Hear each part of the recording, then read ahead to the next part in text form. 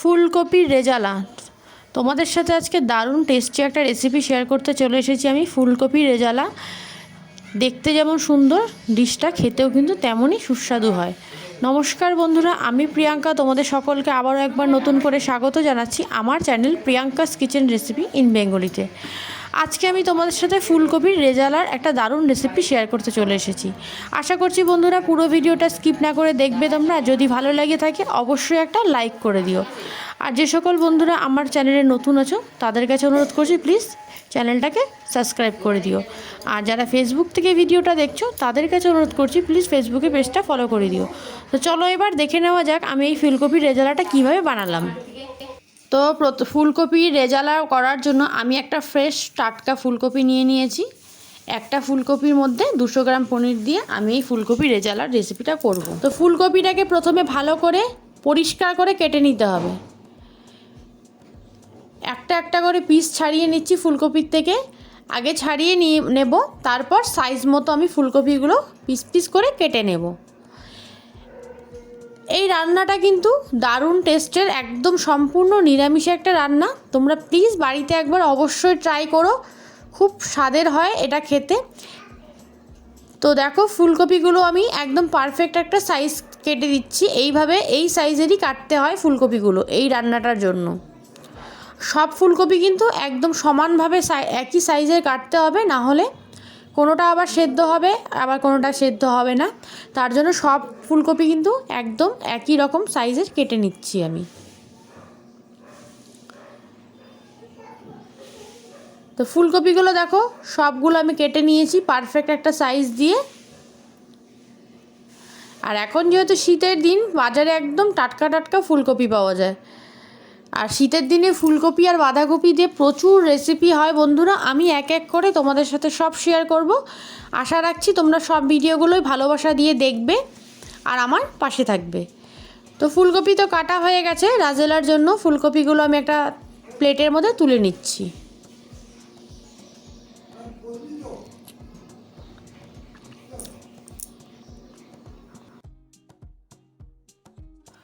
ফুলকপি কেটে রেখে এবার আরেকটা যেটা জিনিস লাগবে এর মধ্যে, সেটা হচ্ছে পনির। আমি এখানে 1 কিলো ফুলকপির জন্য 200 গ্রাম পনির নিয়েছি। এটাই পরিমাপ, 1 কিলো ফুলকপিতে 200 গ্রাম পনির লাগে আর ফুলকপি রাজেলা করার জন্য। ফুলকপির সাইজটা যখন একটু বড় বড় রেখেছি, তাই পনিরগুলোও কিন্তু আমি বেশ একটু বড় বড়ই কাটবো। তো পনিরগুলোকে দেখো আমি ঠিক এই সাইজের করে কেটে নিচ্ছি ফুলকপির রেজালা বানানোর জন্য। রান্নাটা কিন্তু সম্পূর্ণ নিরামিষ একটা রান্না, খেতে কিন্তু দারুণ স্বাদের। তো দেখো ফুলকপির রাজেলার জন্য পনিরের সাইজটা ঠিক এরকম হবে। সম্পূর্ণ পনিরগুলো কেটে আমি একটা বাটির মধ্যে তুলে নিচ্ছি।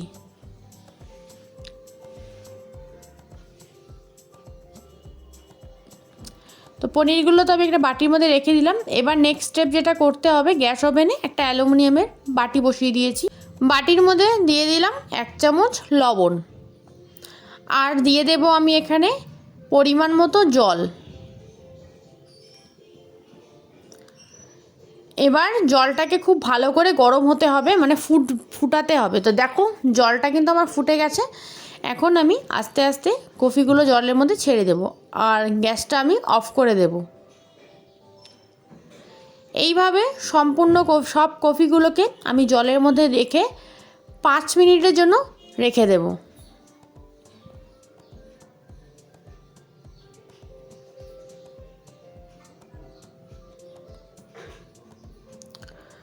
গরম জলের মধ্যে ঢাকা দিয়ে রেখে দিলাম কফিগুলো 5 মিনিটের জন্য। কফিগুলো ভাপ হোক, ততক্ষণে আমি একটা মিক্সির বাটির মধ্যে মশলাটা করে নিই। মশলার জন্য যেটা লাগবে সেটা হচ্ছে 2 চামচ পোস্ত নিয়েছি, 2 চামচ চারমগজদানা, আর 15টার মতো কাজু, 14-15 পিস কাজু। এবার এটাকে প্রথমে আমি ড্রাই রোস্ট করে নেব, ড্রাই পেস্ট করে নেব, তাতে আমার পেস্ট করতে সুবিধা হবে। প্রথমে জল দিয়ে দিলে না ভালো বাটা হয় না। তারপর এর মধ্যে দিয়ে দিলাম 4টে কাঁচা লঙ্কা আর কিছু আদার টুকরো। আর যেটা দিতে হবে সেটা হচ্ছে জল, পেস্ট করার জন্য আমি একটু জল দিয়ে দিলাম। এবার এইটা মিক্সি ঢাকনাটা লাগিয়ে আমি এটা একটা স্মুথ একটা পেস্ট করে নেব। তো দেখো আমার পেস্ট একটা হয়ে গেছে। তো আমার রাজেলার জন্য কিন্তু পেস্টটা একদম রেডি। এটা এখন রেখে দেবো, রেখে চলে যাব ফুলকপিগুলো তুলে নেওয়ার জন্য। তো ফুলকপিগুলো 5 মিনিট আমি রেখে দিয়েছিলাম, দেখো এখন এটাকে তুলে নেব।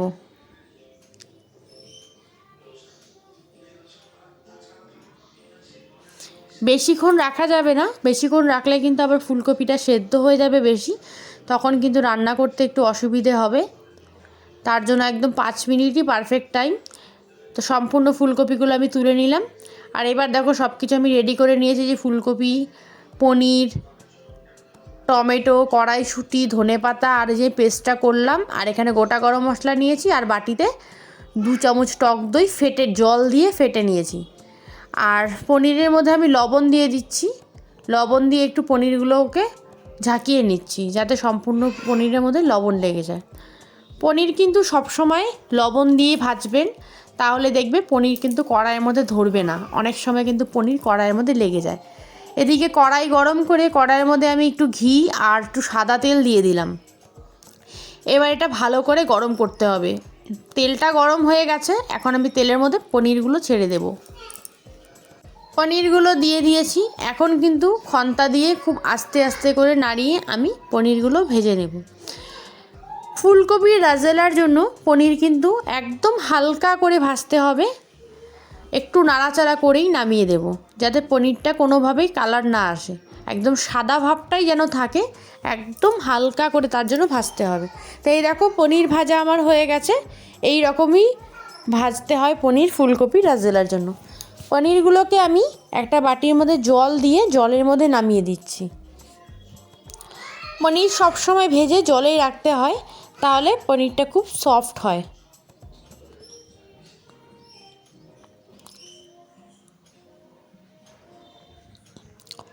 সব পনিরগুলো আমি বাটির মধ্যে নামিয়ে নিলাম।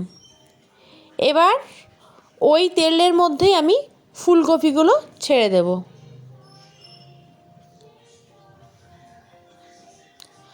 এবার এই ফুলকপিগুলোকে 4 থেকে 5 মিনিট ভালো করে ফ্রাই করে নিতে হবে।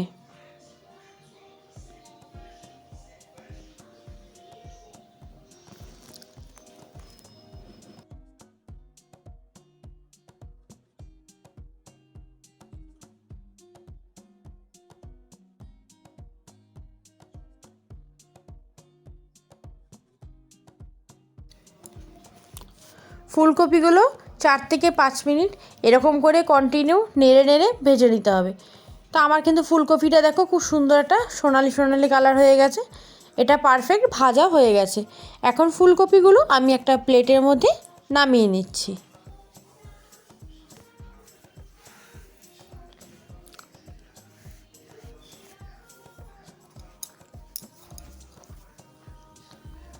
সব ফুলকপিগুলো আমি প্লেটের মধ্যে নামিয়ে নিলাম। এরপর কড়াইয়ের মধ্যে আবার দিয়ে দিলাম রিফাইন তেল।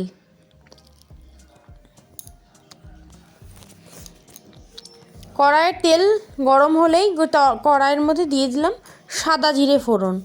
তারপর দিয়ে দিলাম আমি 2টো শুকনো লঙ্কা, আর দিয়ে দেব আমি 2টো তেজপাতা, দিয়ে একটু খন্তা দিয়ে নাড়াচাড়া করে নেব। ফোড়নটা যখনই একটু লাল লাল হয়ে আসবে, এর মধ্যে দিয়ে দিলাম দারচিনি। সবগুলো গরম মশলা আমি একসাথে দেই না কখনো, কারণ লংটা কিন্তু ফোটে, তার জন্য সবসময় আমি দারচিনিটা আগে দিয়ে একটু নাড়াচাড়া করে তারপর সব গরম মশলাগুলো দিয়ে দিচ্ছি। এখানে গোটা গরম মশলার মধ্যে আমি দিয়েছি গোলমরিচ, লং আর এলাচ।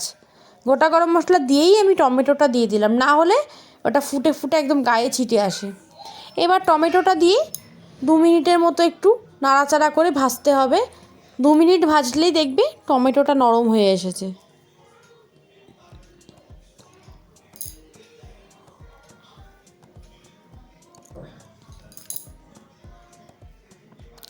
এখন আমি এই টমেটোটার মধ্যেই দিয়ে দেব 1 চামচ কাশ্মীরি লঙ্কার গুঁড়ো,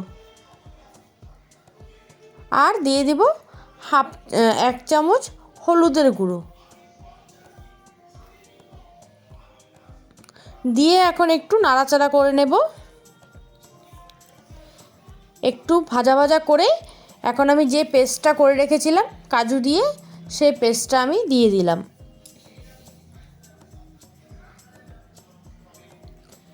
এখন সব কিছু খুব সুন্দরভাবে মিশিয়ে এটা ভাজতে হবে। 3 থেকে 4 মিনিট মশলাটা কষলেই কিন্তু হয়ে যাবে। তো মশলাটা একটু ড্রাই হয়ে গেছে থেকে আমি একটু জল দিয়ে দিলাম, যাতে মশলাগুলো টমেটোর সাথে খুব ভালো করে মিশে যায়। এখন এটাকে 3 থেকে 4 মিনিট একটু মিডিয়াম স্টিমে কষে নিতে হবে।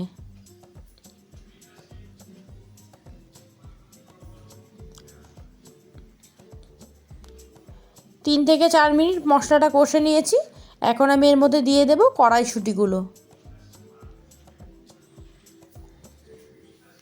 এখন কড়াইশুঁটি দিয়ে আবার একসাথে মশলা আর কড়াইশুঁটি ভালো করে কষে নিতে হবে।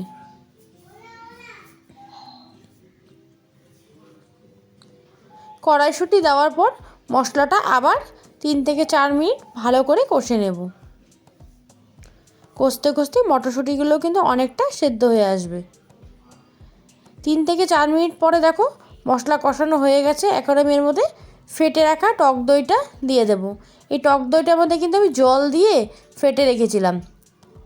এখন সব কিছু মশলা আবার 2 থেকে 3 মিনিট একটু ভালো করে মিশিয়ে একটু নাড়াচাড়া করে নেব।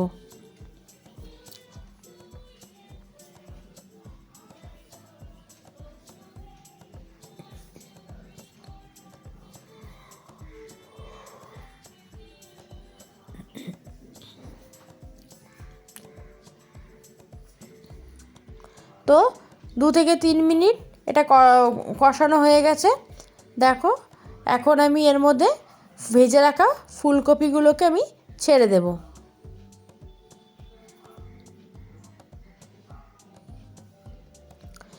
এখন এর মধ্যে দিয়ে দেব আমি এক ছোট্ট বাটি, হাফ বাটি জল, যাতে মশলাটা ফুলকপির সাথে খুব ভালোভাবে মিশে যায়।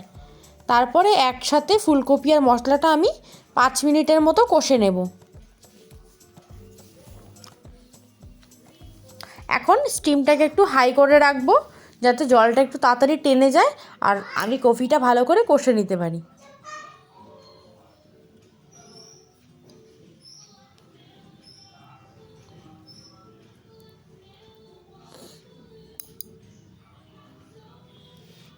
এভাবেই নাড়াচাড়া করতে করতে 5 মিনিট ফুলকপিটাকে ভালো করে কষে নেব।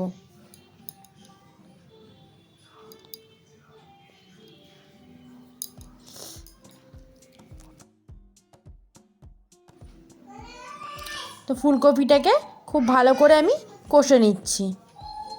কালারটা দেখেছো খুব সুন্দর এসেছে। যদি তোমরা রাজেলা কিন্তু অনেকে একটু সাদা ধরনেরও পছন্দ করে, সাদা ধরনের পছন্দ করলে সেক্ষেত্রে হলুদটা অ্যাভয়েড করতে হবে। এখন আমি দিয়ে দিলাম স্বাদ অনুযায়ী লবণ। লবণ যেহেতু ফুলকপিটা যখন ভাপিয়ে নিয়েছিলাম তখন কিন্তু জলের মধ্যে আমি লবণ দিয়েছিলাম বেশ অনেকটা, তাই লবণটা একটু আন্দাজ করে দিতে হবে। তো আমার কিন্তু ফুলকপিটা কষানো হয়ে গেছে। দেখো দেখে বোঝাই যাচ্ছে খুব সুন্দর হয়েছে, কষে গেছে। কালারটাও কিন্তু দারুণ এসেছে।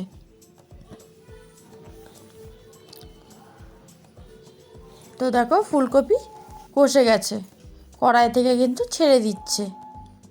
আর ফুলকপিটা কিন্তু কষতে কষতেই 50% সেদ্ধ হয়ে গেছে। আর ফুলকপি আমি কখনোই 100% সেদ্ধ করি না। একদম নরম হয়ে গেলে ফুলকপিটা খেতে ঠিক ভালো লাগে না। ফুলকপি আমি 90% সেদ্ধ করি, ও তাতেই খেতে মজার হয়। তো দেখো মশলা আমার খুব সুন্দর কষে গেছে ফুলকপিটা। আর 50% তো সেদ্ধ হয়ে গেছে, আর 40% সেদ্ধ আমি ঝোল দেবো, তখন হয়ে যাবে। তো এখন আমি এর মধ্যে দিয়ে দেব জল। যেহেতু ফুলকপি রাজেলা করব, ফুলকপি রাজেলা কিন্তু মাখো মাখো গ্রেভি হয়, তাই জল কিন্তু খুব বেশি আমি দেবো না। ওই বাটি দিয়ে 1 বাটি জল দিলাম, যেহেতু কফি আমার সেদ্ধ হয়েই এসেছে। আর কিছুটা সেদ্ধ হলেই আমার কিন্তু রান্নাটা একদম কমপ্লিট হয়ে যাবে। তো জল দিয়ে একটু ভালো করে সব কিছু মিশিয়ে নিচ্ছি। সব কিছু মিশিয়ে এখন ফুলকপিটা সেদ্ধ করার জন্য আমি একটা ঢাকা দিয়ে দিলাম। 5 মিনিট পরে ঢাকাটা তুললাম। দেখো কি সুন্দর এসেছে কালারটা। 5 মিনিট পরে ঢাকাটা তুলে একটু ভালো করে নেড়ে দিচ্ছি, যাতে নিচে না লেগে যায়। আমার কিন্তু কফিটা খুব সুন্দর সেদ্ধ হয়ে গেছে। দেখো দেখে বোঝাই যাচ্ছে কফিটা পারফেক্ট সেদ্ধ হয়েছে। এখন আমি এর মধ্যে ভেজে রাখা পনিরগুলো দিয়ে দেব। পনিরগুলো দিয়ে এখন ভালো করে পনিরটাকে মেশাতে হবে ফুলকপির মধ্যে।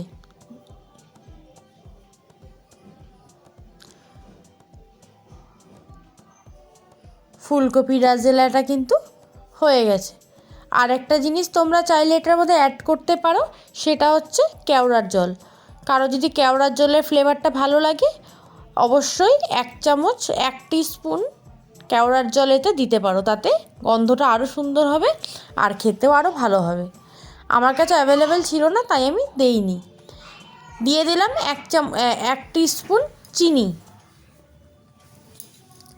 আর দিয়ে দিচ্ছি 1/2 টিস্পুন গরম মশলার গুঁড়ো। এই গরম মশলার গুঁড়োটা কিন্তু আমার বাড়িতে বানানো। আমি কিন্তু গরম মশলা, জিরের গুঁড়ো, ধনিয়ার গুঁড়ো এগুলো কেনা ব্যবহার করি না। আমি নিজে বাড়িতে বানিয়ে রাখি, অনেক দিন চলে যায়, কৌটোর মধ্যে ভরে স্টক করে রেখে দিই, শেষ হয়ে গেলে আবার বানাই। আমি এগুলো কেনা ব্যবহার করি না। তো দেখো ফুলকপির রাজেলা কিন্তু আমার হয়ে গেছে। এখন এটা নামানোর পালা। আর দেখেই বোঝা যাচ্ছে কতটা লোভনীয় হয়েছে। খুব সুস্বাদু একটা রেসিপি। তোমরা প্লিজ বাড়িতে একবার ফুলকপি রাজেলা বানাও, বানিয়ে সবাইকে খাওয়াও, দেখবে সবাই তোমার রান্নার প্রেমে পড়ে যাবে। ওপর থেকে ছড়িয়ে দিলাম ধনেপাতা কুচি। ধনেপাতা কুচিটা দেওয়ার পর একটু খন্তা দিয়ে নাড়াচাড়া করে ধনেপাতাগুলো মিশিয়ে নিচ্ছি। তো এই ছিল আমার ফুলকপি রাজেলার রেসিপি। এখন এটাকে গ্যাসটা অফ করে দিলাম। এখন এটা একটা বাটির মধ্যে আমি সার্ভ করে নেব।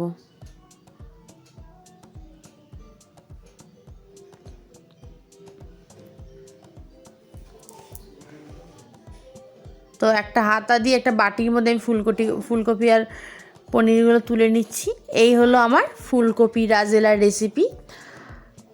এই রান্নাটা কিন্তু গরম গরম ভাত, লুচি, পরোটা, রুটি, নান, ফ্রাইড রাইস এগুলো দিয়ে দারুণ লাগে খেতে।